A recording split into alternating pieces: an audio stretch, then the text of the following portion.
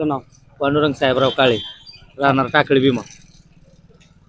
आता जी जिल्हा परिषद पंचायत समितीची जी रणधुमाळी चालू आहे त्याबद्दल आपलं काय मत? आता 4 उमेदवार उभे आहेत, परंतु माझं सगळं मत हे राहुलदादा करपेललाच आहे. कशामुळे? कारण मी 1 वर्षापूर्वी औषध पेलं होतो, विष उचडांचं औषध. त्याने माणूस काही जगत नाही. घरच्यांनी परिस्थिती माझी कमी असल्यामुळं ससूनला नेलं होतं. पण मी बायकोनी राहुलदादांना फोन केला रात्रीच्या 2 वाजता, दादा कुठे आहेत, तर असं असं झालंय. दादा म्हणले ताई तू काळजी करू नको, 10च मिनिटात मी पेशंटपाशी माणसं पाठवतो आणि मी पण जातो.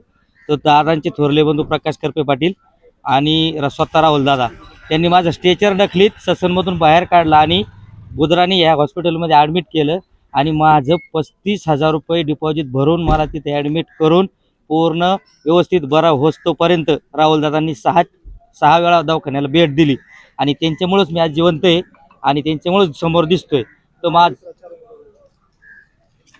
चारही उमेदवारांची नावं काय? रेखाताई बांदल, परत दीपालीताई गव्हाणे आणि सारिकाताई करपे आणि रेश्माताई जयदादा शिंदे. परंतु मला माझ्यावर जे उपकार केलेले आहेत राहुलदादा करपेंनी, तर माझं संपूर्ण कुटुंब आणि माझ्या टाकळी भीमा गावाला सुद्धा विनंती आहे की असा कर्तबदार माणूस, सुखदुःखात येणारा माणूस पुन्हा होणे नाही. म्हणून सगळ्यांनी राहुलदादालाच मदत करावी आणि राहुलदादाच्या चिन्हासमोरील बटन दाबावं. ही लढत कशी होईल?